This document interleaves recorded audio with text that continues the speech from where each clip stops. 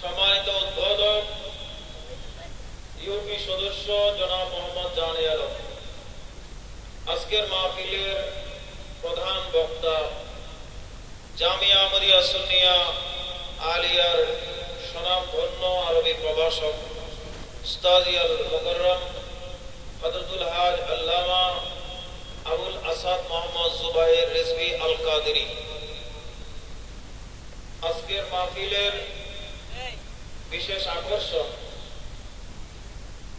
হযরতে মাওলানা শায়েখ মোহাম্মদ ইমদাদুল ইসলাম কাদেরী এবং আসরের পর থেকেই তকরির পেশ করেছেন অত্র মরুমিয়া জামে মসজিদের স্বনামধন্য খতিব জনাবে মাওলানা মোহাম্মদ সরওয়ার হুসাইন আল কাদেরী, সুপার কাঞ্চননগর রহমানিয়া ময়নিয়া সুন্নিয়া মাদ্রাসা।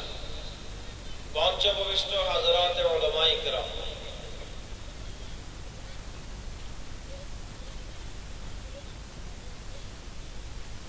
ধুরুং শাখার আওতাধীন ভুইয়াপাড়া জামে মসজিদ শাখার সভাপতি মাওলানা মোহাম্মদ উমর ফারুক আল কাদেরী সহ হাজরাতে উলামায়ে কিরাম, সামিঈন আযম, মুরব্বীরা, যুবক ভাইয়েরা, ছোট ছোট ভাইয়েরা, পর্দার আড়ালে পর্দানশীল মা ও বোনেরা, রহমানা ওয়া রাহমাকুমুল্লাহু তাআলা। আল্লাহ পাক রব্বুল আলামিনের আলিশান দরবারে পাকে লাখো কোটি শুকরিয়া আদায় করছি যে রব্বুল আলামিন দয়া ও মেহেরবানি করে আমাদেরকে এই পবিত্র মাহফিলে এসে বসে কয়েকবার দুরূদ শরীফ পড়ার তৌফিক দান করেছেন। ওই রব্বে কায়নাতের দরবারে শুকরিয়া আদায় করি, সবাই বলি আলহামদুলিল্লাহ। রাসূল করিম নূরে মুজাসসাম জানে দো আলম সাল্লাল্লাহু তাআলা আলাইহি ওয়াসাল্লামের নূরানী দরবারে সালাতু সালামের হাদিয়া প্রেরণ করছি যে প্রিয় রাসূলের শুভাগমনকে উপলক্ষ করে আজকের এই নূরানী মাহফিলের আয়োজন ইন্তজাম। সালামি আরজ করছি রাসূল পাকের সে আহলে বাইতের উপর যাদের মাধ্যমে আল্লাহ হক এবং বাতিলের পার্থক্য সূচিত করে দিয়েছেন। মাহফিল ইন্তজামিয়া কমিটি তথা গৌসিয়া কমিটি অত্র শাখার সকলের কৃতজ্ঞতা প্রকাশ করছি যারা অক্লান্ত পরিশ্রমের বিনিময়ে এই বিশাল মাহফিলের আয়োজন ইন্তজাম করেছেন। আপনাদের শুকরিয়া আদায় করছি যারা কষ্ট করে পরিশ্রম করে এসেছেন, যারা আসবেন। আল্লাহর দরবারে ফরিয়াদ করি আল্লাহ যেন আজকের এই আয়োজনকে কবুল করে কিয়ামতের ময়দানে আমাদের এই মাহফিল যেন নাজাতের ওসিলা হয়, সবাই বলি আমিন। আমাকে একটা বিষয় দেয়া হয়েছে, শুহাদায়ে কারবালার আলোকে আওলাদে রাসূলের তাজিম। বিষয়টা অত্যন্ত ব্যাপক, অত্যন্ত গুরুত্বপূর্ণ। যারা এখনো আসেন নাই বা আসার খেয়াল নেই, যেখানে আছেন সেখান থেকে আপনি মনোযোগ সহকারে শোনার চেষ্টা করবেন। ভুল ত্রুটি যদি বলে থাকি এসে আমাকে সরাসরি সংশোধন করে দেওয়ার চেষ্টা করবেন। বাইরে বাইরে শুধু শুধু সমালোচনা না করে বরং সামনে এসে শুধরিয়ে দেওয়াটাই বন্ধুত্বের পরিচয়। যে বিষয় আমাকে দেওয়া হয়েছে, যেহেতু আজকের মাহফিলের দুটো বিষয় দেখা যাচ্ছে, একটা জাস্ট ঈদে মিলাদুন নবী সাল্লাল্লাহু আলাইহি ওয়াসাল্লাম, আর একটা বিষয় হচ্ছে শুহাদায়ে কারবালার স্মরণ। সুতরাং শুহাদায়ে কারবালার স্মরণেই আওলাদে রাসূলের তাওযীম। আমি কোরআনে কারীমের একটা আয়াতে কারীমা তিলাওয়াত করেছি যেখানে আল্লাহ রাসূল পাকের আওলাদের কথা বলেছেন, আহলে বাইতে রাসূলের কথা বলেছেন। আহলে বাইতে রাসূলের তাওযীম এটা ঈমানদারের বৈশিষ্ট্য। আমি দুটো হাদিস শরীফ তিলাওয়াত করব, সেই দুটো হাদিস শরীফের আলোকে দুটো উদাহরণ দেব। আরেকটা মুসাফারাতুল আখিয়ার শেখ মহিউদ্দিন ইবনুল আরবি রাহমাতুল্লাহ আলাইহির কিতাব আব্দুল্লাহ ইবনে মুবারক রাহমাতুল্লাহ আলাইহি বর্ণনাকৃত একটা তাজিমে আহলে বাইতের উপর ঘটনা পেশ করব। এইটুক আমার তকরীর।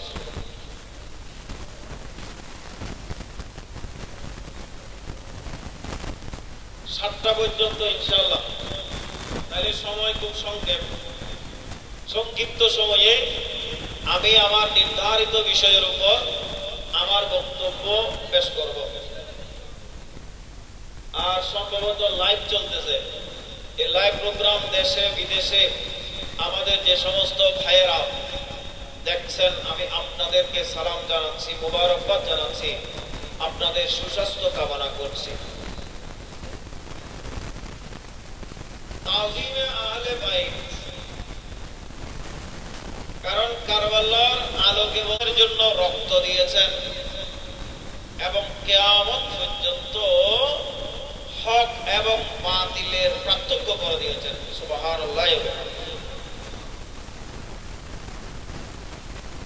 আপনারা বলেন, সাধারণ মানুষরা বলেন, হুজুর আপনারা যে 72 এবং 73 ফেরকার কথা বলেন, সবাই তো নিজেদেরকে হক দাবি করে, তাহলে আমরা কিভাবে বুঝবো কোনটা হক কোনটা বাতিল? সহিহ মুসলিম শরীফ, পৃথিবীতে 6টা বিশুদ্ধ হাদিসের কিতাব অত্যন্ত প্রসিদ্ধ। 1 নম্বর সহিহুল বুখারী, 2 নম্বর কিতাবের নাম সহিহ মুসলিম। সেই সহিহ মুসলিম শরীফের একটা হাদিস শরীফ আমি আপনাদের সামনে পেশ করছি। عن زيد بن أرقم رضي الله تعالى عنه قال قام النبي صلى الله عليه وسلم فينا خطيبا بماء يدعى خما بين مكة والمدينة فحمد الله وأثنى عليه وذكر ووعظ فقال أيها الناس إنما أنا بشر الهدى والنور فحث ورغب فقال خذوا بكتاب الله واستمسكوا به وأهل بيتي أذكركم الله في أهل بيتي أذكركم الله في أهل بيتي أذكركم الله في أهل بيتي أو كما قال عليه السلام سبحان الله صحيح مسلم شريف الحديث حضرت زيد بن أرقم رضي الله تعالى عنه رسول পাকের একজন সাহাবী উনি বর্ণনা করছেন একদিন আমার প্যারা রাসূল নূরে মুজাসসাম জানে দু আলম সাল্লাল্লাহু তাআলা আলাইহি ওয়াসাল্লাম আমাদের সামনে দণ্ডায়মান হলেন, দাঁড়ালেন কি হিসাবে? খুতবা দানকারী হিসাবে বক্তব্য দেওয়ার জন্য। আমার নবী আমাদের সামনে একদিন দাঁড়ালেন, বিমাইন ইউদা খুম্মান, খুম নামীয় একটা কূপের পাশে, কুয়ার পাশে আমার নবী সাহাবায়ে কিরামদেরকে উদ্দেশ্য করে একটা বক্তব্য পেশ করার জন্য দাঁড়ালেন। সর্বপ্রথম ফাহামিদাল্লাহি ওয়া আসনা আলাইহি, সর্বপ্রথম আমার নবী আলহামদুলিল্লাহ বললেন, অর্থাৎ আল্লাহর প্রশংসা করলেন। এজন্য যে কোনো ঈমানদার মুমিন মুসলমান যখন কোনো বক্তব্য পেশ করার জন্য দাঁড়ান, আমার নবীর সুন্নাত হচ্ছে সর্বপ্রথম আল্লাহর প্রশংসা করতে হবে, আলহামদুলিল্লাহ বলা দরকার। সেজন্য আমার রাসূলের শিক্ষা আমরা বাস্তবায়ন করার চেষ্টা করি। বক্তব্য শুরুর আগে আমরা একটা খুতবা পড়ি, সেই খুতবার মধ্যে সর্বপ্রথম আমার আল্লাহর প্রশংসা করি, সুবহানাল্লাহ। এই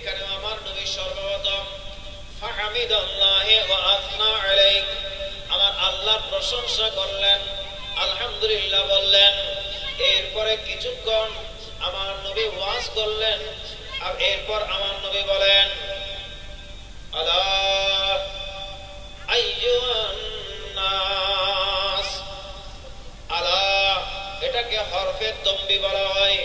সামনে যে বিষয়টা বর্ণনা করা হবে ওই বিষয়টা অত্যন্ত গুরুত্বপূর্ণ, অত্যন্ত গুরুত্বপূর্ণ একটা বিষয়। সেটা বোঝানোর জন্য আরবি গ্রামার অনুযায়ী আলা হরফে তম্বি এই অব্যয়টা ব্যবহার করা হয়। এখানেও বোঝা যাচ্ছে কিছুক্ষণ পরে আমার নবী যে কথাবার্তাগুলো বলবেন সাহাবায়ে কেরামদের সামনে একটা গাইডলাইন দিয়ে যাবেন। ওই গাইডলাইনটা কিয়ামত পর্যন্ত ঈমানদারের জন্য বড় গুরুত্বপূর্ণ হবে। এটাকে অবলম্বন করলে সঠিক রাস্তার উপর থাকতে পারবে। যে এই জন্য আমার নবী সর্বপ্রথম বললেন, আলা আইয়ুহান নাস, সাবধান সাবধান, অত্যন্ত মনোযোগ সহকারে তোমরা শোনো, হে মানব মণ্ডলী, হে সাহাবায়ে কেরামরা শোনো। ইন্নামা আনা বাশারুন ইউশিকু আইয়াতিয়ানি রাসূল রাব্বি, আমার সাহাবায়ে কেরাম শোনো, আমি বশর, আমি দুনিয়াতে আসছি মানবীয় সূরত নিয়ে। মনে রাখবেন আমার নবীর তিনটা সূরত ছিল, একটার নাম হচ্ছে সূরতে বশরী, আরেকটার নাম হচ্ছে সূরতে মালকি, আরেকটার নাম হচ্ছে সূরতে হক্কি বা হাকিকি।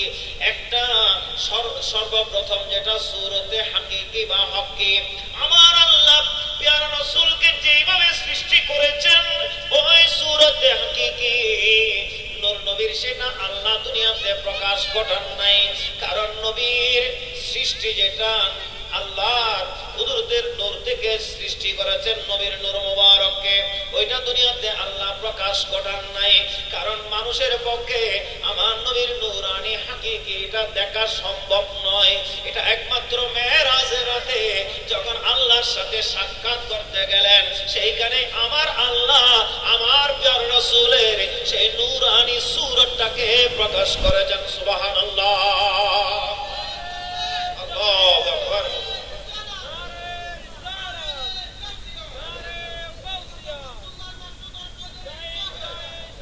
জিন্দাবাদ, জিন্দাবাদ।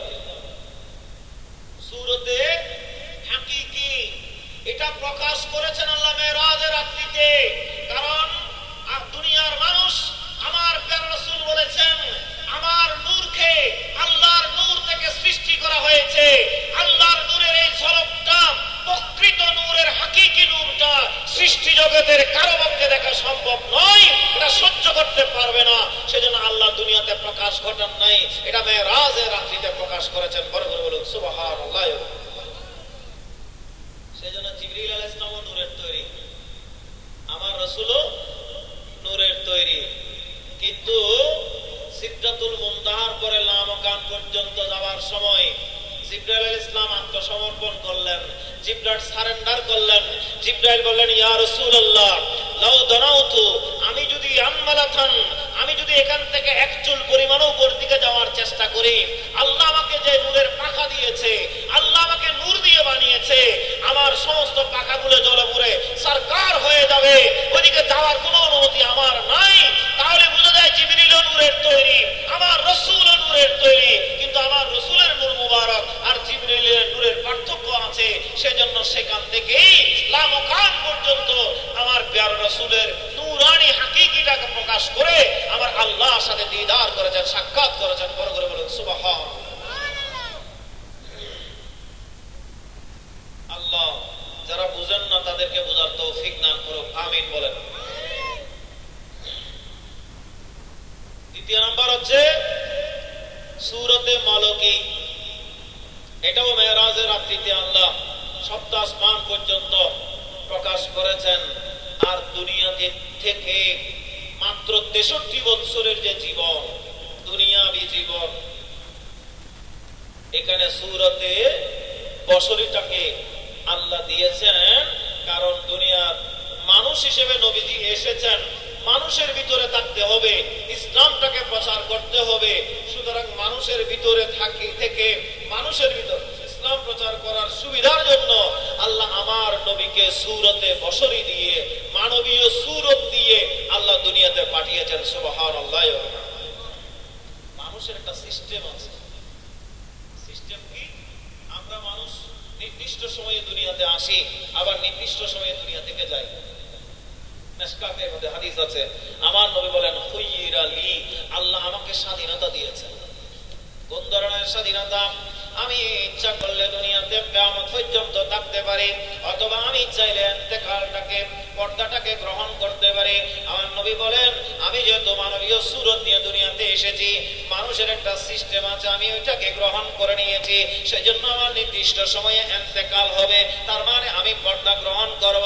নবী বলেন, ইন্নামা আনা বাশারুন ইউশিকু আইয়াতিয়ানি রাসূলু রাব্বি, আমি মানুষ হিসেবে দুনিয়ার জমিনে তশরিফ এনেছি, সুতরাং অনতি বিলম্বে, আর বেশি দেরি নাই, আমি দুনিয়া থেকে পর্দা গ্রহণ করব, আমি তোমাদের কাছ থেকে আড়াল হয়ে যাব, আমি পর্দা গ্রহণ করব। আমার কাছে জিবরিল, আমার কাছে আজরাইল আলাইহিস সালাম তশরিফ আনবে, ফাউজিব, আমি সেটাকে সাড়া দেব। কিন্তু মনে রাখবা, আমি নবীর দরবারে যখন তোমরা সমস্যায় পড়েছ, নবীর কাছে এসেছ, বিপদে পড়েছ, নবীর কাছে এসেছ, মুসিবতে পড়েছ, নবীর কাছে এসেছ, মাসালায় আটকে গেছ, নবীর কাছে এসেছ, হয়তো আল্লাহ কোরআন নাযিল করেছেন, হয়তো আমি নবী সেটার সমাধান দিয়েছি। ওহিয়ে মতলু বলেন, ওহিয়ে গায়রে মতলু বলেন, কোরআন বলেন, হাদিস বলেন, যেভাবে হোক নবীর দরবারে আসলে সেটার সমাধান পেয়েছে। কিন্তু নবী বলেন, আমি যদি পর্দা গ্রহণ করে ফেলি, সবার পক্ষে আমি নবীর কাছে এসে, রোজা মুবারকে এসে সেটার সমাধান চাওয়া সবার পক্ষে সম্ভব হবে না। সেই জন্য আমি নবী তোমাদের জন্য একটা নির্দেশনা দিয়ে যাচ্ছি, ওয়ানা তারিকুম ফীকুমুস সাকালাইন, আমি নবী তোমাদের জন্য দুটো গুরুত্বপূর্ণ বস্তু রেখে যাচ্ছি, জিনিস রেখে যাচ্ছি। এই গুরুত্বপূর্ণ ভারী জিনিসগুলোকে তোমরা গ্রহণ করতে হবে। তার মধ্যে একটা হচ্ছে আম্বুলুমা কিতাবুল্লাহি ফীহিল হুদা ওয়ান নূর, তার মধ্যে একটা হচ্ছে কিতাবুল্লাহ, আল্লাহর কোরআন। সেই কোরআন আমি নবীর উপর আল্লাহ নাযিল করেছেন। 23 বছর ধরে যে আল্লাহ, এই 23 বছর ধরে কোরআন আল্লাহ নাযিল করেছেন, কিতাবুল্লাহ, যেটা কালামুল্লাহ, ওই কোরআনে কারীম আমি তোমাদের জন্য রেখে যাচ্ছি। সুবহানাল্লাহ। আসমানে কিতাব অনেক আছে, আমি সংক্ষেপ করে বলতেছি, টাইম কম, এখনো 6টা 20 হয়ে গেছে, আর মাত্র 40 মিনিট টাইম আমার। কিতাবুল্লাহ আরো অনেক ছিল, যেমন তৌরাত, জাবুর, ইনজিল এবং 100টা সহিফা, এগুলো আল্লাহর কিতাব। কিন্তু পৃথিবীতে এগুলো অবিকৃত অবস্থায় নেই, এগুলো অপরিবর্তনীয় নেই। এগুলোকে সময়ে সময়ে তারা সুযোগ বুঝে কাফের মুশরিকরা, ইহুদিরা এগুলোকে বিকৃত করে ফেলেছে। কিন্তু এমন একটা কিতাব আল্লাহ আমাদের জন্য দিয়েছেন আমার নবীর মাধ্যমে, কিয়ামত পর্যন্ত সেই কিতাব আল্লাহর কোরআন থাকবে। সেই কিতাবকে, যে কোরআনের একটা অক্ষর পরিবর্তন করারও কারো ক্ষমতা নেই। বড় করে বলেন সুবহান। আমরা সেই কোরআন থেকে দূরে সরে গেছি। আল্লাহ এই কোরআনকে ধারণ করে আমাদের জীবনটাকে পরিচালনা করার আল্লাহ আমাদের তৌফিক দান করুক। সবাই বলি আমিন। আউয়ালুমা কিতাবুল্লাহি, আমার নবী বলেন এক নম্বর হচ্ছে আল্লাহর কোরআন, ফীহিল হুদা ওয়ান নূর, যেখানে নূর রয়েছে, যেখানে আলোকবর্তিকা রয়েছে, যেখানে হেদায়েত রয়েছে। বর্ণনাকারী হযরত যায়েদ বিন আরকাম রাদিয়াল্লাহু বর্ণনা করতেছেন, আমার নবী এইখানে কোরআনের কতগুলো ফজিলত বর্ণনা করেছেন এবং সাথে সাথে এটাও বলেছেন, ফাখুযু বিকিতাবিল্লাহি ওয়াস্তামসিকু বিহি, আল্লাহর কোরআনকে তোমরা শক্তভাবে ধারণ করো, এটা নিজের জীবনে কাজে লাগাও। এরপরে নবী অনেকক্ষণ ওয়াজ করলেন কোরআন নিয়ে। এরপরে নবী বললেন, আমি আরেকটা জিনিস তোমাদের জন্য রেখে যাচ্ছি, আর সেই জিনিসটা কি? সেটা হলো আহলু বাইতি, আমি নবীর আহলে বাইত, আমি নবীর পরিবার রেখে যাচ্ছি, আমি নবীর বংশধর রেখে যাচ্ছি। উযাক্কিরুকুমুল্লাহ ফি আহলি বাইতি, আমি তোমাদেরকে আল্লাহকে স্মরণ করাচ্ছি আমার আহলে বাইত সম্পর্কে। এই কথা আমার নবী 3 বার বলেছেন। কেন? নবী জানেন 61 হিজরি সন্নিকটে 61 হিজরিতে কারবালার ময়দানের ঘটনা হবে। ইমামে হুসাইনের বিপক্ষে আওলাদে রাসূলের বিপক্ষে জালেমরা তরবারি নিয়ে দাঁড়িয়ে যাবে। আমার আহলে বাইতে রাসূলকে কষ্ট দেবে। ওই সময় জাতি সবাই মনে রাখি আহলে বাইতে রাসূলের ব্যাপারে আমার নবী সাবধান করে দিচ্ছেন, সাবধান সাবধান, আল্লাহকে স্মরণ করো, আল্লাহকে স্মরণ করো, আল্লাহকে স্মরণ করো, আমার আহলে বাইত যেন কষ্ট না পায়। বড় করে বলুন সুবহানাল্লাহ। হাদিস আমি সংক্ষেপ করে শেষ করলাম। এই কথা 3 বার বলেছেন। দেখেন তাহলে বোঝা যাচ্ছে কিয়ামত পর্যন্ত আহলে সুন্নাত ওয়াল জামাতের আকীদা কিয়ামত পর্যন্ত সত্যের উপর, সিরাতে মুস্তাকিমের উপর, হক রাস্তার উপর থাকতে চাইলে তাকে কোরআন সুন্নাহর পাশাপাশি নবীর আওলাদের মতামতকে গ্রহণ করতে হবে, নবীর বংশধরের প্রতি যথাযথ তাজিম থাকতে হবে। যদি তাজিম না থাকে, প্রেম ভালোবাসা না থাকে, মতাদর্শকে ধারণ না করে, তাহলে সে কখনো সত্য পথে থাকতে পারবে না, সিরাতে মুস্তাকিমে থাকতে পারবে না। সেজন্য আমার প্রিয় রাসূল অনেক আগেই আমাদেরকে গাইডলাইন দিয়ে গেলেন। বড় করে বলেন সুবহানাল্লাহ। যথাযথ চিনতে না পারলে তাজিমে ভুল হয়, সেজন্য আগে চিনতে হয়, এরপরে তাজিম। আপনি আমাকে না চিনলে তাজিম করবেন না। এখানে যদি এখন আব্দুল হামিদ সাহেব রাষ্ট্রপতি, উনি যদি এখানে আসেন, ছেলেরা যদি না চিনে তাহলে তাকে তাজিম করবে না, কারণ চিনতে না পারলে তাজিম নেই। আহলে বাইতে রাসূলকে চিনতে হবে, আওলাদে রাসূলকে চিনতে হবে, তাহলে তাজিম। আর যদি তাজিম পাওয়া না যায়, তার মতাদর্শকে গ্রহণ করা না হয়, তিনি সিরাতে মুস্তাকিমের উপর থাকতে পারেন না, হকের উপর থাকতে পারেন না, ঈমানের দলে থাকতে পারবে না। সেজন্য হুসাইনি মুসলিম হওয়ার জন্য আওলাদে রাসূলের প্রতি তাজিম থাকতে হবে। বড় করে বলেন সুবহানাল্লাহ। এবার সংক্ষিপ্ত আবার একটা উদাহরণ দিই। আহলে বাইতে রাসূলের তাজিম থাকলে তারা ঈমানদারের হয়, ঈমানি মুমিন হয়, মুসলিম হয়। এটার দলিল হচ্ছে কারবালার ময়দানে 61 হিজরিতে যখন সাইয়েদনা ইমাম হুসাইন রাদিয়াল্লাহু আনহুকে শহীদ করে দিলেন, আওলাদে রাসূলের 72 জন বা 82 জনের যে কাফেলা, ওইখানে বেশিরভাগ যারা পুরুষ ছিলেন, ইমামে জয়নুল আবেদিন রাদিয়াল্লাহু আনহু ছাড়া সবাইকে একে একে একে একে ময়দানে কারবালায় শহীদ করে দেওয়া হয়েছে। সর্বশেষ সৈয়দুশ শুহাদা সাইয়েদনা ইমাম হুসাইন রাদিয়াল্লাহু আনহুর সর মুবারক শহীদ করা হয়েছে।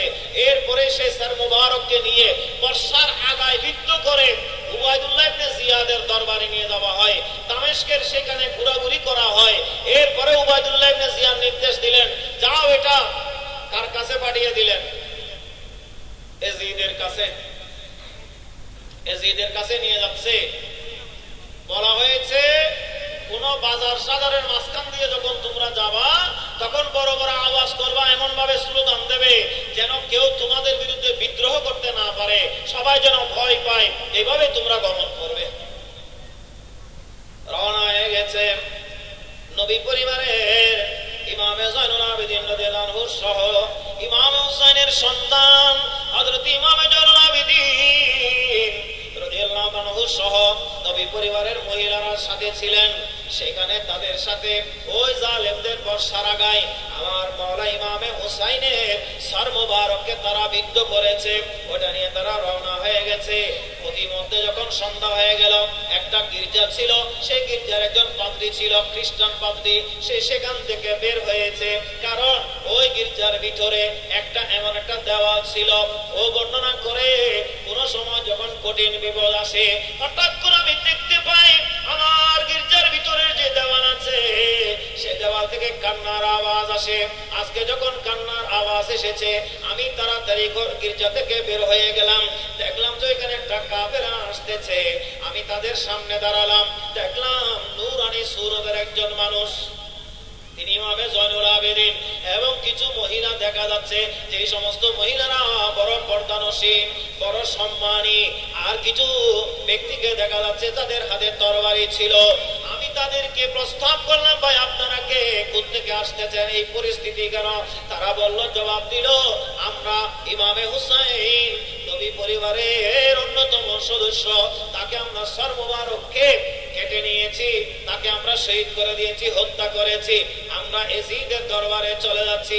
ওই খ্রিস্টান পাদ্রী প্রস্তাব দিল, ভাই আজকে রাতে, এখন সন্ধ্যা হয়ে গেছে, আপনাদেরকে আমি দাওয়াত দিচ্ছি, আপনারা দয়া করে আমার গির্জাতে একটু অবস্থান করুন। নবী পরিবার এরা বড় সম্মানীয় পরিবার, এরা বড় সম্মানিত ব্যক্তি, আমি আপনাদের কাছে ভিক্ষা যাচ্ছি, এদেরকে আজকে এক রাতে মেহমানদারি করার জন্য আমাকে একটু সুযোগ দেওয়া হোক। ওরা মানলো না। তিনি প্রস্তাব দিলেন, ঠিক আছে, আমার কাছে সারা জীবনের কিছু ইনকাম আছে, 80,000 দিরহাম আমার কাছে আছে, আমি তোমাদেরকে সবকিছু দিয়ে দেব। 80,000 দিরহামের বিনিময়ে হলেও এক রাতের জন্য ইমামে হুসাইনের মাথা মুবারকটা আমার কাছে একটু আমারত রাখো, আমার নবীর পরিবারের একটু আমার কাছে আমারত রাখো। আমি খ্রিস্টান হলেও এরা আওলাদ রাসূল নবীর পরিবার, এদেরকে আমি একটু তাজিম করতে চাই, এদেরকে একটু সম্মান জানাতে চাই। সুবহানাল্লাহ। একজন খ্রিস্টান পাদ্রী, গির্জার দায়িত্ব, এরা ডুবে পড়ে গেছে। কারণ ইমাম হুসাইনকে নবী পরিবারকে শহীদ করেছে টাকার লোভে, সম্পদের লোভে, পদের লোভে এরা শহীদ করেছে। সেজন্য যখন 80,000 দিরহামের কথা বলা হলো, তারা রাজি হয়ে গেছে। গির্জার পাদ্রী নিয়ম মোতাবেক তাদেরকে 80,000 দিরহামের থলে তাদেরকে দিয়ে দিল। আর ইমাম মাওলা ইমাম হুসাইন রাদিয়াল্লাহু তাআলার সর মুবারককে নিজের কামরায় নিয়ে গেল।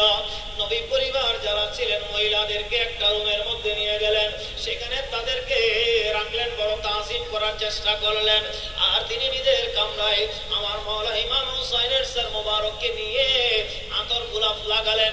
রক্ত লেগে আছে, সেই রক্তটাকে মুছে দিলেন, সেখানে আতর লাগালেন, গোলাপ লাগালেন, এমন ভাবে তাজিম করলেন, আওলাদ রাসূলকে তাজিম করলেন, নবীর পরিবারকে তাজিম করলেন, ইমামে হুসাইনের সর মুবারককে তাজিম করলেন, এমন ভাবে ইজ্জত করলেন। সকাল হতে না হতে ওই খ্রিস্টান গির্জার পাদ্রী ছিল, অটোমেটিক তার মুখ দিয়ে কলমা বের হয়ে গেছে, আমার ইমামে হুসাইনের সর মুবারক এটা জীবিত। যার কারণে তাজিমে আলে বাইত রাসূলের কারণে একজন খ্রিস্টান পাদ্রীর ঈমান নসিব হয়ে গেছে। সুবহানাল্লাহ, আল্লাহু আকবার।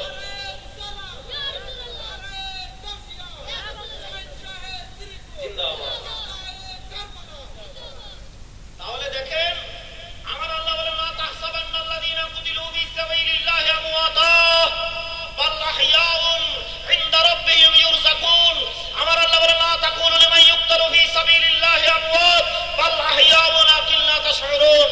এই বিশ্ব জগতের মানুষ, তুমি জেনে রাখো, আমি আল্লাহর রাস্তায় যারা শাহাদাত বরণ করে এদেরকে মরে গেছে এই শব্দ উল্লেখ করবে না, তারা আপন কবরের ভিতর জীবিত থাকে, সেটা প্রমাণ করে দিয়েছে। এখনো কবরে যেতে হয় নাই। মাওলা ইমাম হুসাইন আলে বাইত রাসূল নবী পরিবারের সদস্য, ওই সর মুবারক থেকে খ্রিস্টান পাদ্রীকে ঈমান নসিব করে দিয়েছে। বড় করে বলেন সুবহানাল্লাহ।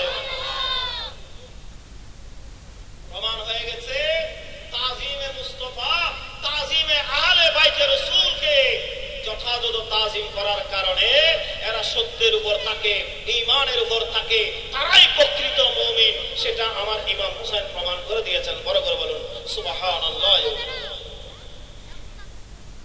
আমি খুব সংক্ষেপ করে বললাম। সকাল হয়ে গেছে, সারা রাত ঘুমান নাই, মাওলা ইমাম হুসাইনের সর মুবারককে তাজিম করেছে। যে সর মুবারক মুসলিম নামদারি এই জালেমরা টাকার লোভে, সম্পদের লোভে, পদের লোভে আমার নবী পরিবারের ইমামে হুসাইনকে, যে ইমাম হুসাইনকে নামাজ যখন পড়ে সেখানে নবী পরিবারকে সালাম দিতে হয়, দরুদ শরীফ পড়তে হয়, সেই নবীর বংশধরকে এইদিকে নামাজ পড়েছে কারবালার ময়দানে, যেখানে নবী পরিবারকে দরুদ শরীফে সালাম দিয়েছে, ইজ্জতের পয়মানা দেখিয়েছে, আবার সেইখানে সকাল হওয়ার পরে তরবারি নিয়ে ইমাম হুসাইনকে জবাই করে দিয়েছে। অথচ তারা মুসলিম দাবিদার, আর এক খ্রিস্টান পাদ্রী হওয়া সত্ত্বেও আহলে বাইত রাসূলকে তাজিম করার কারণে আল্লাহ খুশি হয়েছেন, আমার নবী খুশি হয়েছেন, আমার মাওলা ইমামে হুসাইন খুশি হয়েছেন। সেই জন্য ওই সর মুবারক থেকে ওইটার পাওয়ার এত বেশি ছিল, সেটা দিয়ে সেই খ্রিস্টান পাদ্রী মুসলিম হয়ে গেছে। বড় করে বলেন সুবহানাল্লাহ। সকাল হয়ে গেছে, তারা চলে যাবে 80,000 দিরহাম নিয়ে, তারা রওনা হয়ে গেছে।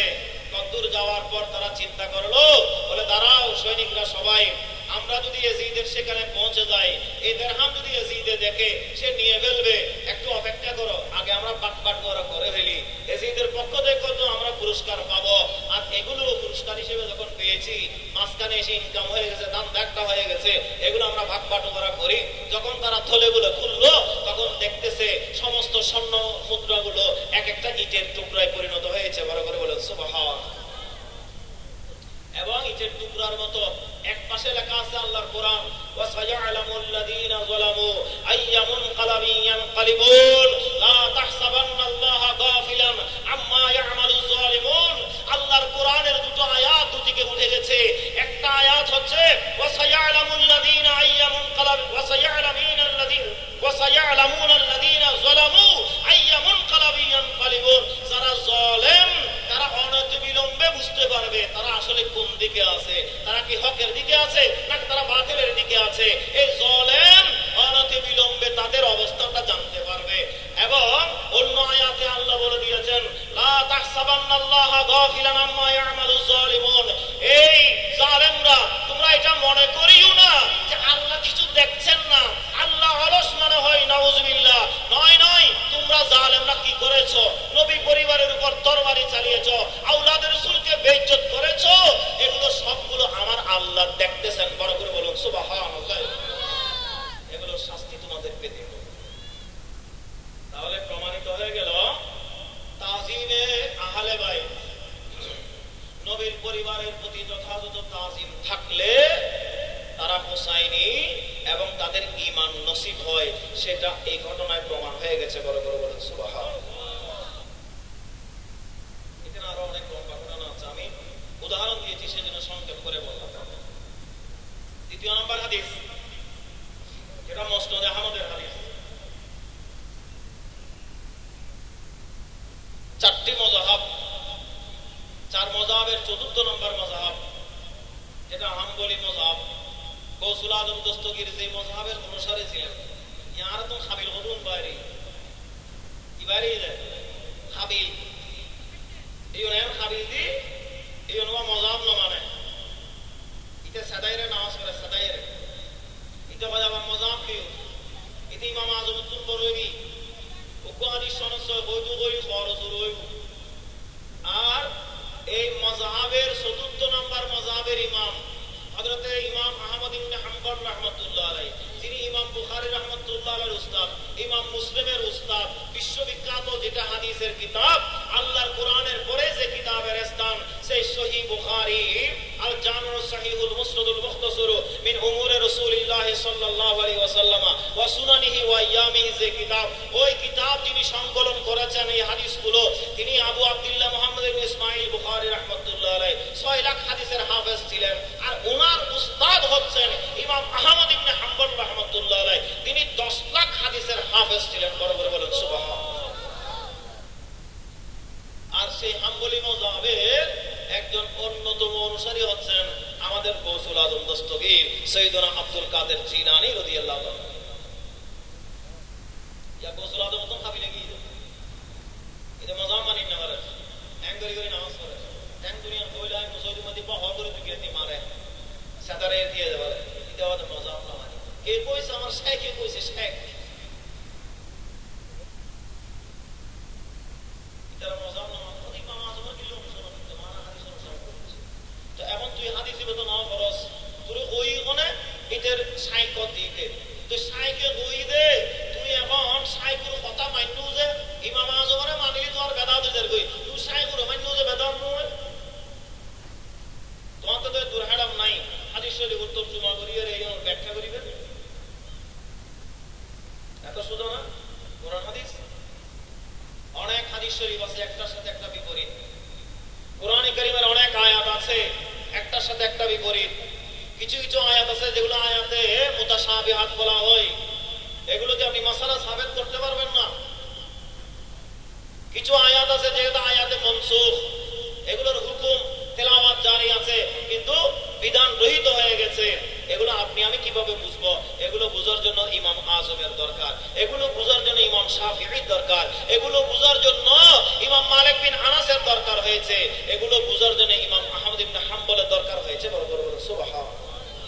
যিনি গৌসুল আজম দস্তগীর সেই সময় সমগ্র পৃথিবীর সর্বশ্রেষ্ঠ যে মাদ্রাসা বাগদাদের নিজামিয়া মাদ্রাসা, সেই ইউনিভার্সিটির সর্বশ্রেষ্ঠ যিনি ছাত্র ছিলেন তিনি গৌসুল আজম দস্তগীর।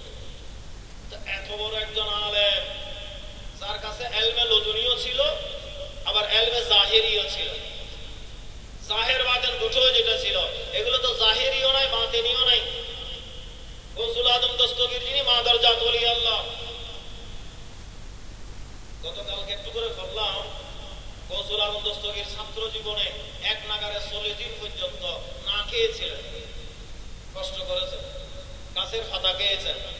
দুর্ভিক্ষ শুরু হয়েছে। গৌসে পাক সাহেব বগদাদ এক জায়গায় খাবারের অন্বেষণে গেলেন, তালাশ করার জন্য গেলেন।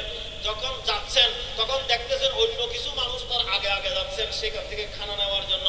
গৌসুল আজম দস্তগীর বললেন, না আমি আর খানা তালাশ করার জন্য সেদিকে যাব না, আমি উপোস থাকবো, কারণ আমিও যাচ্ছি এরাও যাচ্ছে, এদের সাথে আমি কিভাবে প্রতিযোগিতা করব, এরাও তো আল্লাহর বান্দা।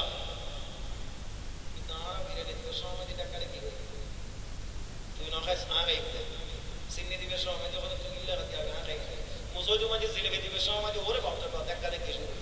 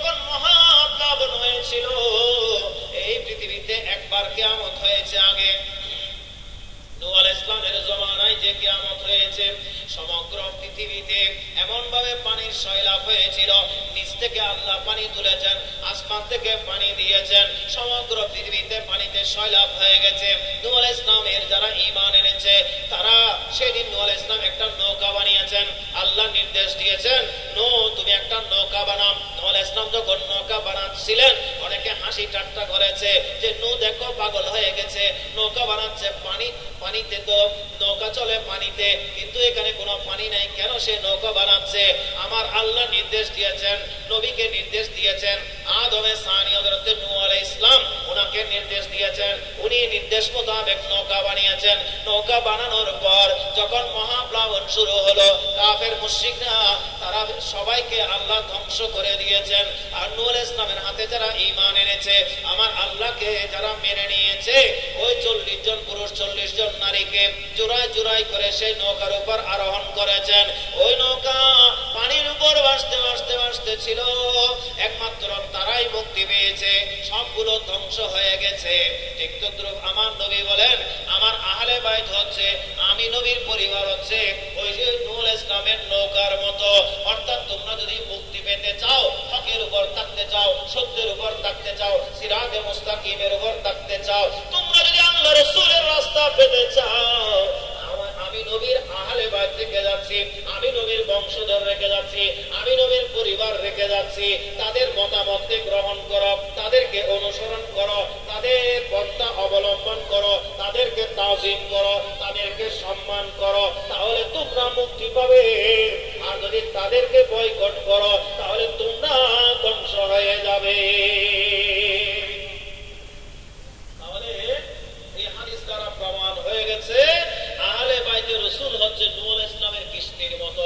সেজন্য আমার মুর্শিদে করিম হাফেজ কারি সৈয়দ আহমদ শাহ সিরকুরি রাহমাতুল্লাহ আলাইহি বলেছেন, ये জামিয়া तुम्हारे के लिए किश्ती नूह है, এই জামিয়া তোমাদের জন্য, জামিয়া আহমদিয়া সুন্নিয়া আলিয়া, এটা তোমাদের জন্য নূহ আলাইহিস সালামের কিস্তির মতো। সুতরাং এই জামিয়ার সাথে যারা থাকবে তারা মুক্তি পাবে, আর এই জামিয়ার যারা বিরোধিতা করবে তারা ধ্বংস হবে। আমরা দেখেছি জামিয়ার সাথে শত্রুতামি করে কোনো মুফতি টিকতে পারে নাই, কোনো মুহাদ্দিস টিকতে পারে নাই, কোনো মুফাসসির টিকতে পারে নাই, এক সময় না এক সময় গিয়ে তারা বেইজ্জত হয়েছে। এটা আওলাদুর রাসূলের জবান। তাহলে নবীর বংশধরকে যারা তাজিম করবে, নবীর বংশের পক্ষে যারা থাকবে তারা মুক্তি পাবে, তারা জান্নাতি। আর যারা নবীর বংশের বিরোধিতা করবে, বিপক্ষে অবস্থান করবে, তারা জাহান্নামী। আল্লাহ আমাদেরকে নবীর বংশের সাথে আমাদের মৃত্যু পর্যন্ত থাকার, আল্লাহ অটল থাকার, অটুট থাকার আল্লাহ তৌফিক দান করুক। সবাই বলুন আমিন। সংক্ষিপ্ত আকার একটা উদাহরণ দিচ্ছি। কারবালার ময়দান, যেটা আমাকে বিষয় দেওয়া হয়েছে সোহাদায়ে কারবালার আলোকে আহলে বাইতে রাসূলের মর্যাদা, আওলাদ রাসূলের মর্যাদা, সেজন্য আমি উদাহরণগুলো সোহাদায়ে কারবালা থেকেই দিচ্ছি। আমার খুব ভালো লাগে কোথাও বিষয় দিল, আমি ব্যক্তিগতভাবে প্রস্তাব করি, যেখানে মাহফিল করতে যাই অ্যাডভার্টাইজ করি না। এখন মাহফিলগুলো তো বিজ্ঞাপন আকারে হয়ে গেছে, নিজে নিজে ছবি তুলে এরপর আমরা ফেসবুকে দিই, আমি এখন অমুক মাহফিলে, দ্বিতীয় নাম্বার মাহফিলে অমুক জায়গায়, তৃতীয় নাম্বার মাহফিল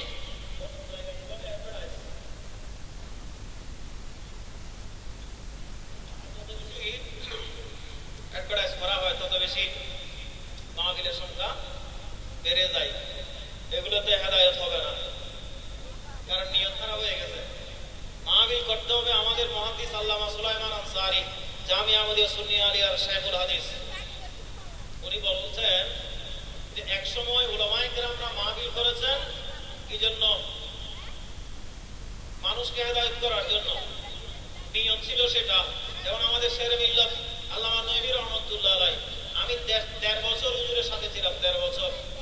হুজুরের বাসা আমার বাসার কাছাকাছি ছিল। জামিয়াতে পড়াকালীন সময় হুজুর আমাকে সাথে সাথে নিয়ে যেতেন। কুমিল্লা আলিয়া মাদ্রাসায় গেছেন হুজুর মাহফিলে, আমাকে সাথে নিয়ে গেছেন। সিলেট গিয়েছেন, সেখানে নিয়ে গেছেন। রাঙ্গামাটি গেছেন, সেখানে নিয়ে গেছেন। এভাবে বিভিন্ন জায়গায় আমি হুজুরের সাথে থাকতাম। আমি দেখেছি হুজুরকে কখনো টাকা পয়সা গুনতে দেখি নাই, এবং ওয়াজ করতে গেছেন, ওয়াজ করেছেন, বাস মকসদ সেটাই। সেজন্য মুহাদ্দিস সুলাইমান আনসারী হুজুর বলতেছেন, আগের আলেমরা ওয়াজ করেছেন, নিয়ত ছিল মানুষকে হেদায়েত করা, কিভাবে মানুষকে বুঝাবে, সুন্নিয়ত কিভাবে প্রসার করবে সেটা। আর এখনকার আলেমরা যারা ওয়াজ করতেছেন, সবাই না, বেশিরভাগ তারা নিজেদেরকে হাইলাইট করার জন্য, সেজন্য নিজে নিজে সাউন্ড নিয়ে আসবে, নিজে নিজে সেখানে হন্ডুল নিয়ে আসবে, সেখানে ভিডিও করবে, এরপরে সেগুলো আবার ওইখান থেকে নিজে নিজে সার্ভে। ওই নিয়ত খারাপ হয়ে গেছে। মানে এইরকম 2-4টা ছাপতে পারলে আমার আরো 2-4টা মাহফিল আসবে, তারপর আমার দামটা বাড়বে, এরপর আমি বলবো যে 5টা লাগাবো, 7টা তুলাবো, আমার কি যখন 40,000 অর্জন হইলে আর ফলে খরচ করতে ফটিকছড়ি যা মাহফিল ওরা বাংলাদেশের জামিয়া মাহফিল সবচাইতে বেশি মাহফিল করতে বসে কমিটির পাই আর কত মতো হায়া সরম গেই হই ইন্দি বসে কমিটির 14 গোষ্ঠী তোমায় গেল আর গেছে আমার এতে মাহফিল হইলে বসে কমিটির ব্যানার মাহফিল করতে তো স্মরণ নলা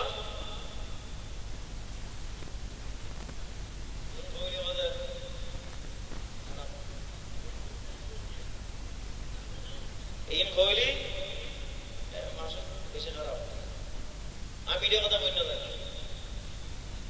আমি যেখানে যাই সেখানে সায়েন্স সার্টিফিকেটের কথা বলি, ইয়ান বইলেও দোষ, হয়তো পাকিস্তানের কথা বল, তুই খাজা গরিব নওয়াজের কথা বলি তো ইন্ডিয়ার কথা আই, গৌসুল আজম দস্তগীরের কথা বলি তো ইরানের কথা আই, ইরাকের কথা আই, আল্লাহর ওলি হলে কি একটা দেশভাগ আছে না? সায়েন্স সার্টিফিকেটের কথা বললে হয়তো শুরু হয়েছে গৌসিয়া কবিরের মাহফিলে দেখা যাবে যে শুধু কি করে এরা পাকিস্তানের কথা বলে, তোর বাড়ির কথা বলতো না। সায়েন্স সার্টিফিকেটের অবদান এই দেশের মানুষ সুদ করতে পারবে না। জামিয়া দিয়েছেন, ওই জামিয়াতে পরে এসে অনেক ফিরসায় ফিরিগিরি করতেছেন, আমরা দেখতেছি, আবার জামিয়া বিরোধিতা করে। জামিয়া প্রতিষ্ঠা যখন হয়েছে 1954 সালে, তখন তো বাংলাদেশের জন্ম হয় নাই, বাংলাদেশের জন্ম হচ্ছে 1971 সালে। সায়েন্স সার্টিফিকেট যখন এই দেশে আসতেছেন 1935, 36, 37 সালের দিকে, তখন পাকিস্তানের জন্ম তো হয় নাই। আর আল্লাহর ওলিদের জন্য কোনো দেশভাগ নাই, একমাত্র গৌসিয়া কমিটি বাংলাদেশ। আপনারা দেখেন যেখানে গৌসুল আমান সৈয়দ জয়ফর রহমাতুল্লাহের উরস হয়, শুধু একজন ওলি আল্লাহর উরস, সেখানেও কিন্তু ওলি আল্লাহদেরকে স্মরণ করে অন্ততপক্ষে সালাম দেওয়ার সময় হলো আল্লাহর ওলিদেরকে সালাম দেয়। গৌসুল আজম মাসবান্ডারিকে সালাম দিই, সেখানে বাবান্ডারিকে সালাম দেওয়া হয়, সেখানে ওলি একেবারে সালাম দিতে না পারলেও সালাম তো আমরা দেই, সেখানে খাজা গরিব নেওয়াজকে আমরা সালাম দিই। আর এতটুক না পারলে সর্বশেষ অন্তপক্ষে মুনাজাত করলে সেখানে হিসাব হইল করা হবে। একজন ওলি আল্লাহর উরস করলে গৌসিয়ার ভাইয়েরা সব ওলি আল্লাহকে স্মরণ করে, আর আরে মানবতা উদারতা শিবম করতে। গৌসিয়া কবিরের মতো উদার সংগঠন একটাও নাই, সেগুলো প্রমাণ হয়ে গেছে 2020 সালে এই করোনাকালীন সময়ে। করোনাকালীন সময়ে প্রমাণ হয়ে গেছে অনেক মানবতা সংগঠন বাংলাদেশে ছিল।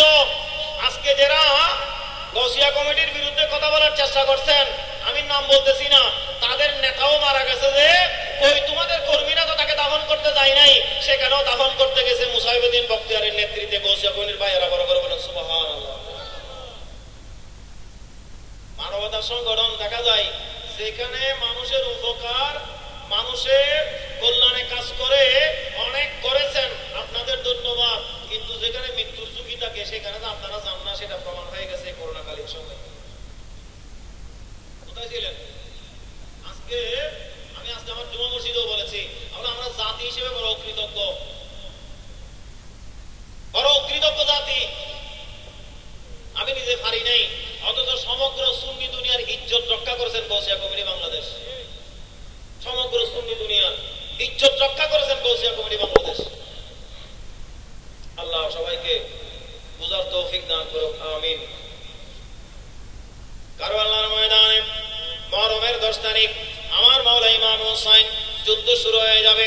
এর আগে মাওলা ইমাম হুসাইন তাদের সামনে গিয়ে দাঁড়ালেন, একটা ভাষণ দিলেন। সেই ভাষণের মধ্যে বলে দিলেন, আমরা আলে বাইতে রাসূল, নবীর পরিবার, যাদেরকে নামাজে সালাম দিতে হয়, যাদের দোয়া পড়তে হয়, দরুদ পড়তে হয় নামাজের ভিতরে, যাদের ব্যাপারে আল্লাহর কোরআনে আয়াত নাযিল করেছেন, যাদের ব্যাপারে আমার নবী হাদিসে পাকে বর্ণনা করেছেন, এই ইয়াজিদের সেনাবাহিনী, তোমাদের মধ্যে কেউ আছো আলে বাইতে রাসূলকে তাজিম করবা, আলে বাইতে রাসূলের পক্ষে আসবা, কেউ আছো কিনা? এটা বলার সাথে সাথে উর বিন ইয়াজিদ রিয়াহি ওনার গোনাটা চটপট চটপট শুরু করলো। উনিও ইতস্তত করতে শুরু করলেন। ওনার পাশে একজন সৈনিক জিজ্ঞাসা করলেন, হে উর বিন ইয়াজিদ রিয়াহি, তুমি তো বীর পলোয়ান, কখনো যুদ্ধের ময়দানে তোমাকে এই ধরনের তটস্থ অবস্থায় দেখি নাই, তোমাকে এই ধরনের ইতস্তত অবস্থায় আমি কখনো দেখি নাই, তুমি এরকম করতেছো কেন? উর বিন ইয়াজিদ বললেন, আমি একদিকে জান্নাত দেখতেছি, একদিকে জাহান্নাম দেখতেছি।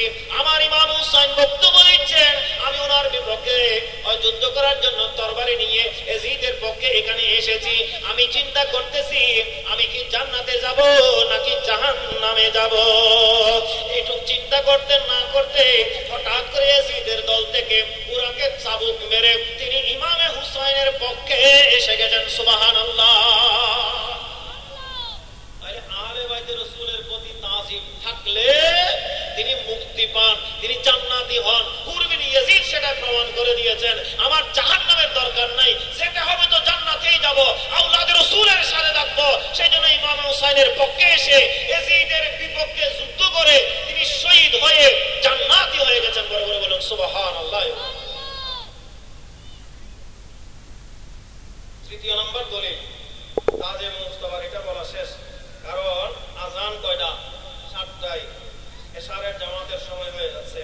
একটা কিতাব, এখানে আরো অনেক কথা আছে আমি বলতে পারতেছি না, সময় নেই, সেজন্য মুসামারাতুল আখিয়ার, এই কিতাবের লেখক শাইখ আকবর মহিউদ্দিন ইবনুল আরবি রাহমাতুল্লাহ আলাইহি, যিনি গৌসুল আজম দস্তগীরের দোয়ার বরকতে হয়েছেন। বড় করে বলুন সুবহান। শাইখ আকবর মহিউদ্দিন ইবনুল আরবি রাহমাতুল্লাহ আলাইহির কিতাব, ওনার তাসনিফ, সেটা হচ্ছে মুসামারাতুল আখিয়ার। ওই কিতাবের মধ্যে হযরত আব্দুল্লাহ ইবনে মুবারকের সনদ, ওখানে ওনার মাধ্যমে বর্ণনা করতেছেন। একবার একটি হজে যাওয়ার জন্য কাফেলা বাগদাদ শরীফের মধ্যে আসলেন। ওখানে কিছু মানুষ সিদ্ধান্ত নিলেন ওই কাফেলার সাথে আল্লাহর ঘরে যাবে, হজ আদায় করবে। সেজন্য একজন ব্যক্তি সেখান থেকে নিজের দায়িত্বে হজ করার জন্য ওই কাফেলার সাথে হজে যাওয়ার জন্য 500টা দিনার নিয়ে বাজারের মধ্যে গেলেন। যেহেতু হজে যাওয়ার আগে একটা প্রস্তুতি লাগে, ইহরামের কাপড় লাগবে, সেখানে আনুষঙ্গিক যা আছে সবকিছুর প্রয়োজন লাগবে। হজে যাওয়ার আগে আগে সবগুলো কেনার জন্য তিনি বাজারের মধ্যে গমন করলেন। একটা গলি দিয়ে যাচ্ছিলেন, হঠাৎ করে দেখলেন একজন পর্দানসীন মহিলা ওনার সামনে আসলেন, সালাম দিলেন, আরজি পেশ করলেন, এ আল্লাহর বান্দা, আমি একজন সৈয়দ জানি, অর্থাৎ আমি আওলাদ রাসূল, আমি নবী পরিবারের, নবীর বংশের, আমি নবীর একজন আওলাদ, কিন্তু আমি বড় অসহায় অবস্থায় আছি। আমরা নবী পরিবারের, আমরা ভিক্ষাও করতে পারি না, আমরা মানুষের সহযোগিতা চাইতে পারি শুধুমাত্র। আমরা নবীর পরিবার, আপনার কাছে একটা সহযোগিতা চাচ্ছি। আমার ছোট ছোট বাচ্চারা, তাদের পরনের কোনো কাপড় নাই, তারা কোনো কাপড় পরতে পারছে না। আমি নিজে আজকে 4 দিন পর্যন্ত উপর ঘরের মধ্যে উনুন জ্বলতেছে না, চুলার মধ্যে আগুন জ্বলতেছে না, আমার বড় অভাবী সংসার হয়েছে, আমরা তো ভিক্ষা করতে পারি না। আপনাকে দেখে ভালো লাগলো, আপনি আহলে বাইতে রাসূলের প্রতি আপনি দুর্বল, আমি নবী বংশের প্রতি আপনার দুর্বলতা আছে, সেজন্য আমি আপনার কাছে কিছু সহযোগিতা চাচ্ছি। এটা বলার পরে ওই ব্যক্তি যিনি 500 দিরহাম নিয়ে, 500 দিনার নিয়ে বাজারে গিয়েছেন হজে যাওয়ার জন্য, জিনিসপত্র কিনে আনতে, ইহরামের কাপড় কেনার জন্য, তিনি চিন্তা করলেন উনি একজন আওলাদ রাসূল। আমার আল্লাহ তো কোরআনে বলে দিয়েছেন, আমার আল্লাহ কোরআনে বলে দিয়েছেন, কুল্লা আসআলুকুম আলাইহি আজরা ইল্লাল মাওয়াদ্দাতা ফিল কুরবা। আমার আল্লাহ বলেছেন, ইন্নামা ইউরিদুল্লাহু লিইউযহিবা আনকুমুর রিজসা আলাল বাইতি ওয়া ইউতাহিরাকুম তাতহীরা। আহলে বাইত রাসূলের মর্যাদা ভিন্ন, তাদেরকে আল্লাহ পুত পবিত্র করে দিয়েছেন, তাদেরকে তাজিম করার জন্য বলে দিয়েছেন, তাদেরকে ইজ্জত করার জন্য বলে দিয়েছেন। উনি আত্মেরি করেন নাই, 500টা দিনার ওই সৈয়দ জানি নবীর বংশধর, নবীর আওলাদকে দিয়ে দিলেন। খুশি হয়ে গেলেন, নিজে দিয়ে দিলেন এবং অনুরোধ করলেন, আপনি এই দিনারগুলো নিয়ে যান, আপনার ঘরে নিয়ে গিয়ে আপনার যা যা প্রয়োজন আছে আপনি সবগুলো করুন। উনি বর্ণনা করতেছেন, হঠাৎ করে আগে হজ করার জন্য যে একটা মানসিকতা অন্তরে ছিল, এটা কেন জানি উদাও হয়ে গেছে। আমি চিন্তা করলাম এই বছর হজে যাব না, ইনশাআল্লাহ পরবর্তীতে আমি আবার হজে যাব। তিনি ঘরে চলে আসলেন, বন্ধুদেরকে বলে দিলেন, ভাই তোমরা চলে যাও, এবছর আমি হজ করব না, ইনশাআল্লাহ পরবর্তীতে করব। এরা হজ করতে চলে গেলেন, উনি ঘরের মধ্যে থেকে গেলেন। বন্ধুরা হজ শেষ করে যখন আপন বাড়িতে ফিরে আসলেন, উনি চিন্তা করলেন আমার বন্ধুরা হজ করতে গেছে, দেখি এরা হজ থেকে ফিরে এসেছে, আমি তাদেরকে একটু যাব, তাদের কাছ থেকে একটু দোয়া নেব। একজন বন্ধুর কাছে গেলেন, বন্ধুকে বললেন, বন্ধু আল্লাহ তোমার হজ কবুল করুক। বন্ধুর জন্য দোয়া করলেন, আর বন্ধু পাল্টা বললেন, আপনার হজ আল্লাহ কবুল করুক। বড় করে বলুন সুবহানাল্লাহ। উনি মনে করলেন হয়তো এমনি বলার মতো বলে দিয়েছেন। আরেকজন বন্ধুর কাছে গেলেন, ওই বন্ধুকের জন্য হজ করেছো, আল্লাহ তোমার হজ কবুল করো। ওই বন্ধুও পাল্টা বলল, তোমার হজ আল্লাহ কবুল করো। একজন, দুইজন, তিনজন, চারজন, পাঁচজন, ছয়জন, সমস্ত বন্ধুর কাছে তিনি একই জবাব পেলেন। ঘরে এসে চিন্তা করতে লাগলেন, আমি তো হজ করি নাই। এরা মনে করতেছে আমি হজ করেছি, আমি তো হজ আদায় করি নাই। রাতের বেলা যখন শুয়ে পড়লেন, ঘুমিয়ে পড়লেন, ঘুমের মধ্যে আমার কামলিওয়ালা নবী মদিনা তৈয়বা থেকে এসে গেলেন। ডাক মারলেন, হে আমার উম্মত, শুনো শুনো, তুমি হজ করো নাই, তোমাকে যারা অভিবাদন জানিয়েছে, এরা তোমাকে দেখেছে। তার কারণ কি জানো? তুমি আমি নবীর একজন সৈয়দ জাদিকে, আমি নবীর বংশধরকে তাজিম করেছো, ইজ্জত করেছো, সম্মান করেছো। তোমার 500 দিরহাম সবগুলো তুমি দিয়ে দিয়েছো, সহযোগিতা করেছো। আমি রাসূল দেখেছি, আমি রাসূল খুশি। শেষ জমানার শেষ সময় এসে গেছি, শেষ জমানার শেষ সময় এসে গেছি। সুতরাং এই সময়ে ঈমান, আকীদা এবং আমল তিনোটা রক্ষা করার জন্য আপনাদেরকে দাওয়াত দিচ্ছে গাউসিয়া কমিটি বাংলাদেশ। গাউসিয়া কমিটি বাংলাদেশের সাথে সম্পৃক্ত থাকা, সেটাই আপনার আওলাদে রসুলের প্রতি তাজিমের একটা বহিঃপ্রকাশ। এটাও আমার বিষয়। সোহাদায়ে কারবালার স্মরণে আওলাদে রসুল সাল্লাল্লাহু আলাইহি ইসলামের তাজিম গাউসিয়া কমিটি বাংলাদেশের সংগঠনের সাথে যুক্ত থাকা অথবা যুক্ত না থাকলেও নৈতিক সমর্থন দেওয়া, এটা আওলাদে রসুলের প্রতি তাজিমের বহিঃপ্রকাশ। সেজন্য আমরা যারা গাউসিয়া কমিটি করি, আমরা আওলাদে রসুলকে তাজিম করার চেষ্টা করি। আমরা গৌসুল আজম মাসভান্ডারীকে স্মরণ করি, লজ্জা পাই না। গৌসুল আজম মাসভান্ডারীর নাম নিতে আমাদের লজ্জা লাগে না। বাবান্ডার রহমতুল্লাহের নাম নিতে আমাদের লজ্জা লাগে না। ওসিয়ে গৌসুল আজমের নাম নিতে আমাদের লজ্জা লাগে না। শাহনশাহ সৈয়দ জিয়াউল হক আল মাসভান্ডারী রহমতুল্লাহ আলাইহি, কশফ কারামত ওয়ালা ওলি আল্লাহ, ওনার নাম নিতে আমাদের লজ্জা লাগে না।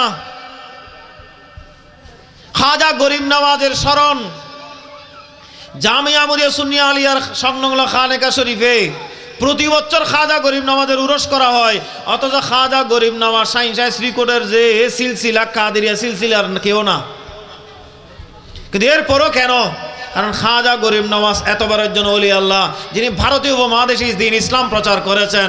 আর জামিয়াপন্থীরা সাইনসাই শ্রীকোটের দরবারের গোলামরা বড় বেশি উদার। সেই জন্য উদারতার সাক্ষী হিসাবে গৌসুল আজম দস্তগীরের স্মরণ যেমন হয়, খাজা গরিব নওয়াজের স্মরণ হয়, ওলি আল্লাহদের স্মরণ হয়, প্রত্যেকটা অনুষ্ঠান পালন করা হয়, কারণ এটা উদারতার বহিঃপ্রকাশ। আমি কারোর নাম নিচ্ছি না, বেয়াদবি মাফ করবেন। ইশারের নামাজের আগে হয়তো রাগত স্বরে তুই করে একটা শব্দ বলেছি, কারো নাম বলি নাই, এটাও আমি উদ্র করে নিচ্ছি। আমাদের গাউসিয়া কমিটি বাংলাদেশ তথা সাইনসাই শ্রীকোটের তরিকা আমাদেরকে উদারতা শিক্ষা দিয়েছে বলেই জশ্নে জুলুস আজকে এই পর্যায়ে। কই এই পর্যন্ত বলে দিয়েছে জশ্নে জুলুসে শুধু জামিয়ার পন্থী যারা আছেন অথবা হুজুর কেবলার যারা মুরিদ আছেন তারা যেতে পারবেন, বাকিরা যেতে পারবেন না। এই কথা কি কেউ বলেছেন? সাইনসাই শ্রীকোটের যতগুলো কার্যক্রম হয়েছে সবগুলোই আসলে উদার। সর্বপ্রথম আঞ্জুমান রহমানিয়া আহমদিয়া যে সংগঠন করা হয়েছে, এটাও উদারতার এক নাম্বার প্রমাণ। কারণ আঞ্জুমান এটা গঠন করা হয়েছে স্বেচ্ছাসেবার জন্য।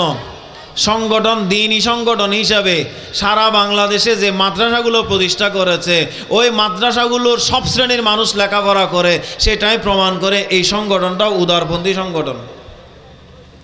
1954 সালে জামিয়া আহমদিয়া সুন্নিয়া হয়েছে, এটাও উদারতার দ্বিতীয় নাম্বার প্রমাণ। কারণ জামিয়াতে সবাই পড়ে। এক ব্যক্তি সিএনজি করে যাচ্ছিলেন, জামিয়াতে লেখাপড়া করেছেন। এক পর্যায়ে তিনি বললেন যে ওই বছর সাবের শাহ হুজুর এসেছিলেন পীরে বাঙ্গাল, বাংলাদেশে। তখন তিনি মন্তব্য করতে লাগলেন, বলে যে দেখো এখন সাবের শাহ আসতেছে, কয়দিন পরে বাইয়ে বাইয়ে লাগবে। আমাকে একজন এসে বললেন, আমি তাকে বললাম তিনি বোকার স্বর্গে বসবাস করেন। বাংলাদেশের এই সাইন্সাই শ্রীকুটের এই দরবার সমগ্র দরবারের জন্য একটা আদর্শ, যেখানে কোনো ভাগ নাই। কারণ গৌসুজ্জামান সৈয়দ তৈয়ব রহমতুল এগুলো আমরা বলতে পারি, সত্য কথাগুলো বলতে আমার দ্বিধা নাই। কারণ সাইন্সাই শ্রীকুট গৌসুজ্জামান সৈয়দ তৈয়ব রহমতুল্লাহ আলাই খেলাফত দিয়েছেন 23 শাহ হুজুরকে, 26 শাহ হুজুরকে, 2 ভাইয়ে একসাথে খেলাফত প্রাপ্ত। কিন্তু আজ পর্যন্ত বড় ভাই আছেন বলেই ছোট ভাই এত বছর যাবত একটা মুরিদ করাইছেন এমন কোনো প্রমাণ নাই। আমি কারোর নাম নিচ্ছি না, কিন্তু দেখেন চোখ বুলাই, আপন আপন 2 ভাই যদি ফির সাহেব থাকে, সেইখানে একজনের আমদানিখানা এটা থাকে, আরেকজনের আমদানিখানা এটা থাকে। সেইখানে দরবারে দরবারে ভাগ করা হয়। অনেক জায়গায় তো মাশাআল্লাহ মুরগি নিয়ে টানাটানি করতে করতে গেলে আমাদের ওসি রহমান শাহ হুজুর বলেন, হয়তো কুরোরে টাইনতে টাইনতে টাঙা কানিক কেলে গিয়ে আর কানিক কেলে গিয়ে মাঝখানে 2 ফাল্লা করে গেলি। সাইন্সাই শ্রীকুটের দরবারে এই পর্যন্ত সেগুলো হয় নাই, সুতরাং হবেও না ইনশাআল্লাহ। আমি দেখেছি আমার হুজুর কেবলা পীরে বাঙ্গাল সৈয়দ মোহাম্মদ সাবের শাহ হুজুরকে, অথচ উনি পীর ও মুর্শিদ এবং উনার পরিচিতিটা বেশি। বর্তমান হুজুর কেবলাকে পাকিস্তানে চিনে হাজি সাহেব হিসেবে, সাবের শাহ হুজুরকে চিনে পীরে বাঙ্গাল হিসেবে। যেহেতু উনি উত্তর পশ্চিম সীমান্ত প্রদেশের সাবেক প্রধানমন্ত্রী, একটা প্রদেশের যেহেতু প্রধানমন্ত্রী ছিলেন, সেই হিসাবে ওনাকে বেশি চিনার কথা। তাছাড়া উনি ওইখানে রাজনীতিবিদ, সংসদ সদস্য ছিলেন। বর্তমান সংসদ সদস্যের যিনি প্রধান নেতা তাকে বলা হয় সিনেটর। বর্তমান পাকিস্তানের যিনি একজন সিনেটর তিনি পীর বাঙ্গাল সৈয়দ মোহাম্মদ সাবের শাহ হুজুর, সেই হিসাবে ওনার পরিচিতিটা বেশি। যারা পাকিস্তানে সেখানে গিয়েছেন, ওইখানে কি দেওয়ালে দেওয়ালে চিকা লাগা আছে, চিকা মারছে পীর বাঙ্গাল জিন্দাবাদ, ওনাকে সেই হিসাবে চিনে। অথচ উনি একজন মুরিদ করান নাই এখনো পর্যন্ত, অথচ উনি পীর সাহেব এবং উনাকে ফির হিসেবে চিনে। তাই শাহ হুজুরকে পাকিস্তানে ফির হিসেবে চিনেন না, উনাকে চিনেন আজি সাহেব হিসেবে। এটারও ঘটনা আছে, দেখ এটা আমি বলছি না। তাহলে এমন খানেকা শরীফের মধ্যে আমি নিজে দেখেছি বর্তমান হুজুর কেবলা পীর মুর্শিদ গৌসুজ্জামান সৈয়দ মোহাম্মদ তাহের শাহ হুজুর কেবলা বসা, পাশে আরেকটা চেয়ারে পীর বাঙ্গাল সৈয়দ মোহাম্মদ সাবের শাহ হুজুর বসা। যখন উপস্থাপক ঘোষণা করলেন সাবের শাহ হুজুর বক্তব্য রাখবেন, তখন বক্তব্য রাখার নাম ঘোষণা করার সাথে সাথে তিনি আগে এসে নিজের বড় ভাই, অথচ পীর হবার দিক দিয়ে 2 জন সমান, তিনি এসে আগে এজাজত চাইলেন, আগে অনুমতি চাইলেন বক্তব্য দেওয়ার। এরপরে তিনি বক্তব্য দিতে গেলেন এবং সেখানে তিনি নামটা নিলেন কত ইজ্জত করে, আমার বড় ভাই এ কথা বলেন না। তাজিম কাকে বলে সে দরবারে শিখতে হবে। ওই দরবারের এমন পীর মুর্শিদ যিনারা নিজের কাঁধে করে খানা বহন করে নিজের মুরিদদেরকে পরিবেশন করে, এটা সাইন্সাই শ্রীকুটের দরবার। প্রথমবার যখন নওয়াজ শরীফ, আমাদের এখানে অনেক ভাই দুবাই থেকে, মস্কেট থেকে, ওমান থেকে এসে বলে যে হয়তো আরা বহুত পাকিস্তান নিয়ে ফাটান্য হলো তো বুঝল ওই তারা হয়তো তাই সহজরি হন তারা নচিনি এলে হয়। আজ এই দেশের প্রধানমন্ত্রী তারা নচিনে বলে হয়, এই তারা আর জবাব দিবে প্রস্তুত ন। পাকিস্তানের সাবেক প্রধানমন্ত্রী নওয়াজ শরীফ সাহেব পীর বাঙ্গাল সৈয়দ মোহাম্মদ সাবের শাহ হুজুরের সাথে ওনার বাড়িতে গেলেন। তখন এগুলো 1993 সালের আগের ঘটনা। তিনি প্রথমবার যখন প্রধানমন্ত্রী ছিলেন তখন যাওয়ার পর সেখানে উনি আগে থেকে শুনলেন গৌসুজ্জামান সৈয়দ তৈয়ব রহমতুল্লাহ আলাইহি একজন পীর সাহেব। তো সুতরাং পীর সাহেবের জন্য তো গদি থাকে, গদি সিয়ার থাকে, আলাদা আসন থাকে। তো নওয়াজ শরীফ গিয়ে নাকি আসন খুঁজতেছেন। তখন সাবের শাহ হুজুর বললেন এই দরবারে পীর সাহেবদের জন্য আলাদা কোনো আসন নাই, আমরা মাটির চাটাইতে বসি, সবাই যেখানে বসে আমরাও সেখানে বসি। আমার আব্বা হুজুর গৌসুজ্জামান সৈয়দ তৈয়ব শাহ রহমতুল্লাহ আলাইহি উনি পীর সাহেব, উনিও সাধারণ মুরিদদের সাথে বসেন। সুবহানাল্লাহি ওয়া বিহামদিহি। এবং ছবিগুলো এখনো আছে। নওয়াজ শরীফ যেখানে বসলেন একটা সোফাতে, বাঙ্গাচোরা কোনো রকমের সেই সোফা, আর সেই সোফাতে ফাঁসে বললেন নওয়াজ শরীফ নামাজ পড়তে লিখবো তাই